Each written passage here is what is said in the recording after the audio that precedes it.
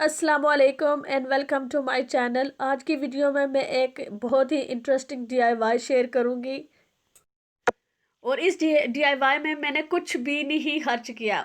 मतलब एक फैनी भी मैंने खर्च नहीं की। जो भी घर में मौजूद था उसी से मैंने ये तैयार किया है। तो उम्मीद है कि आप वीडियो पूरी देखेंगे ताकि आपको समझ आ सके कि मैंने ये कैसे बनाया है। आज मैं शर्ट बनाने का तरीका शेयर करूंगी और ये shirt 6 to 9 months old baby की है। अच्छा, इस शर्ट पे एक पैटर्न बना हुआ था जो पसंद नहीं था, इसलिए ये अब शर्ट नहीं पहनी जाएगी। तो मैंने सोचा कि इसको रीयूज़ किया जाए। तो इसको रीयूज़ करने के लिए सबसे पहले मैंने इसको कट कर लिया है। जितना मटेरियल मुझे चाहिए इतना मैं इसको कट कर लूँगी। तो इसको कट करने के बाद अब मैं जो शर्ट है ऊपर बेबी की वो वाली रखूँगी और उस हिसाब से कट कर लूँगी। ये तकरीबन 6 to 9 months के बच्चे के लिए काफ़ी है। अब यहाँ पर मैं बाजू की गोलाई दे लूँगी।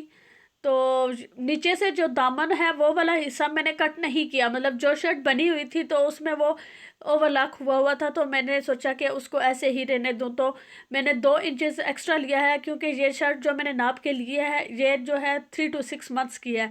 तो ये थोड़ी छोटी है, तो इसलिए मैं इसको थोड़ी सी लंबी और खुली बनाऊंगी ताकि वो आइंदा पहन सके। तो इसलिए जो है मैंने इससे एक्स्ट्रा ली है।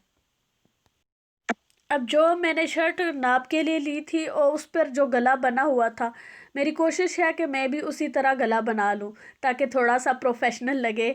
ये ना लगे कि घर पे सिलाई की है। तो इसलिए मैं कोशिश कर रही हूँ कि जैसे वहाँ पर गला बना हुआ है उसी तरह बना लूँ।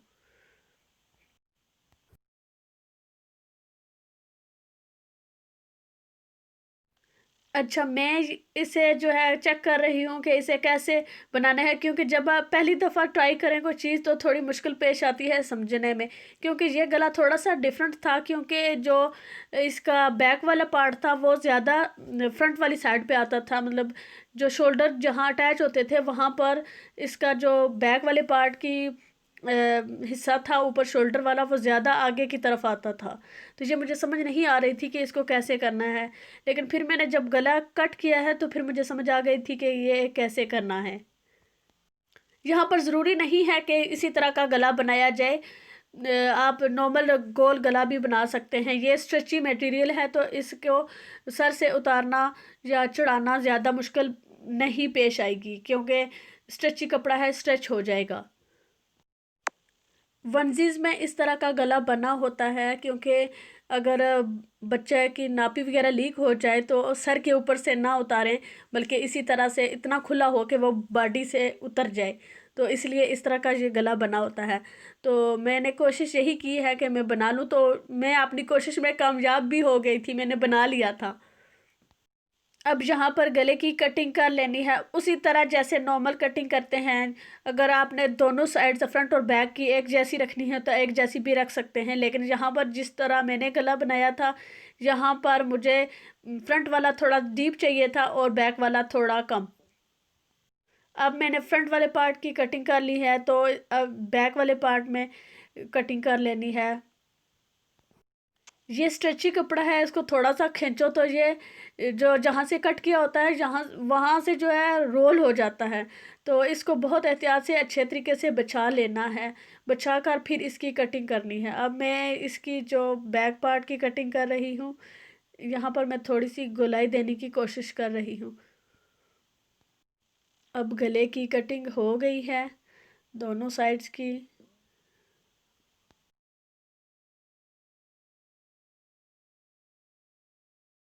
शर्ट की कटिंग तकरीबन तैयार है। तो अब हमें स्लीव्स के लिए कपड़ा चाहिए। तो स्लीव्स के लिए भी मैंने इसी शर्ट का एक स्लीव कट कर लिया है।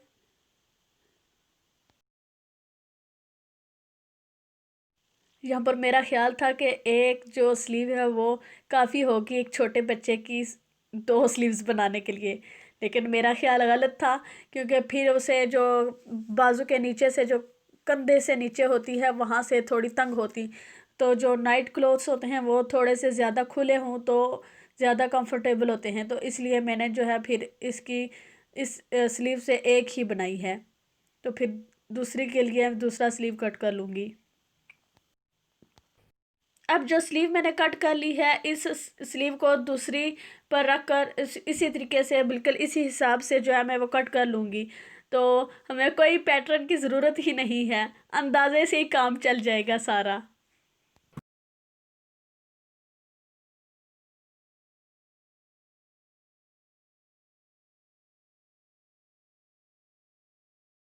स्लीव्स को कट करने के बाद यहाँ पर मैंने इसको कोई गोलाई की शेप नहीं दी, और मेरे ख्याल में इससे कुछ खास फ़र्क नहीं पड़ता।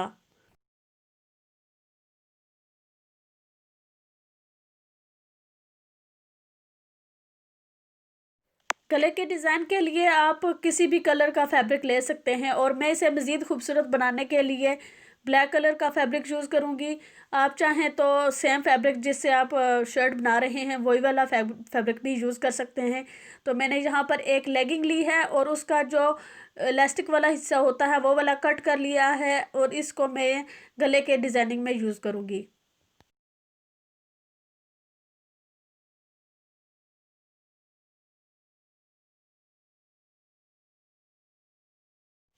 अब इसको मैंने दो हिस्सों में कट कर लेना है, क्योंकि फ्रंट और बैक का जो पार्ट है उनको अलग अलग बनाना है। तो इसको मैंने दो हिस्सों में कट करके फिर जो शर्ट है उसके साथ अटैच कर लेना है। शर्ट की सीधी साइड पर ये पट्टी रख लेनी है, और उसके बाद एक सिलाई लगा लेनी है। इस तरह दोनों को ऐसे रख के अब सिलाई लगा लूँगी मैं।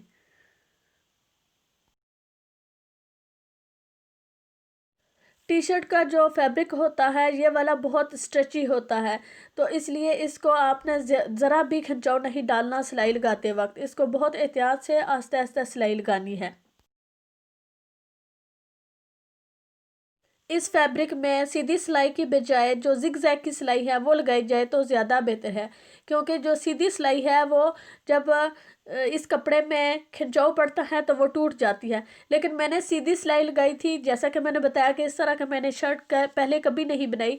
तो मैंने सोचा शायद मुझे दोबारा सिलाई को उधेड़ना पड़ जाए, तो सीधी सिलाई जो है वो आसानी के साथ उधेड़ी जा सकती है। तो इसलिए मैंने सीधी सिलाई लगाई थी, लेकिन जहाँ पर आप जिग जैग वाली लगाएं तो वो ज़्यादा बेहतर है।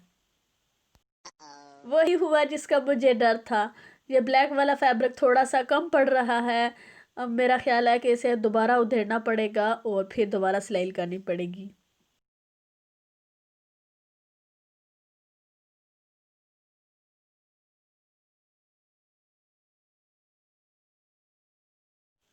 अब ब्लैक फैब्रिक अटैच कर लिया है, तो इसको नीट करने के लिए ऊपर से एक और मैंने सिलाई लगाई है।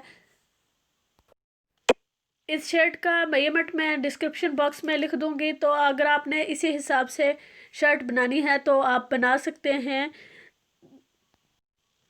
और आप अपने बच्चे के बॉडी के हिसाब से जो है मेजरमेंट कम या ज़्यादा कर सकते हैं।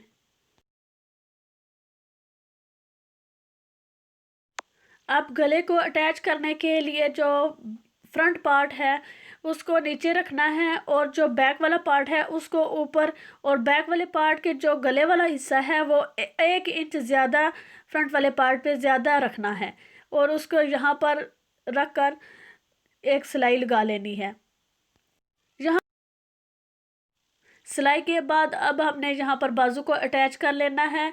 तो यहाँ पर जो क्रीज बनी हुई है स्लीव्स में, वो स्लीव्स जो है सेंटर में रखना है और उसको अटैच कर लेना है। नहीं तो आप छोटा सा कट लगा लें, सेंटर में जो स्लीव्स का सेंटर है वहाँ पर कट लगा लें और उनको अटैच कर लें।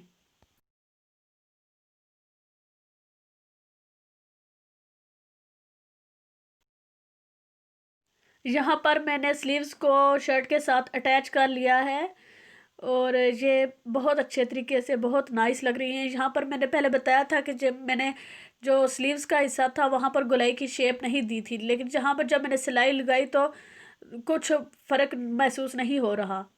और जो बीच में ये मैंने एम्ब्रॉयडरी मशीन के साथ ये एक छोटी सी कोट लिख ली है, पर्सनलाइज्ड कर दिया है। तो आप यहाँ पर कोई भी डिज़ाइन बना सकते हैं, सिंपल रखना चाहें तो सिंपल भी रख सकते हैं। और उसके बाद अब सिलाई लगा लेनी है। जो इसकी लास्ट सिलाई रहती है वो वाली, जहाँ स्लीव से स्टार्ट करनी है या नीचे से स्टार्ट करें तब भी, तो इसको खिंचाव नहीं डालना, ऐसे ही आराम से पकड़कर इसको सिलाई लगा लेनी है।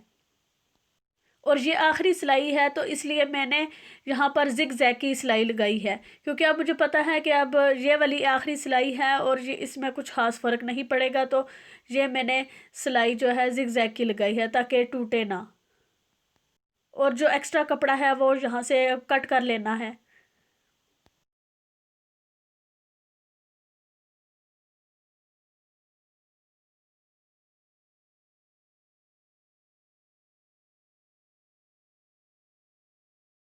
इसका रिज़ल्ट बहुत अच्छा है, मुझे बहुत खुशी हो रही है कि ये बहुत अच्छी बनी है शर्ट।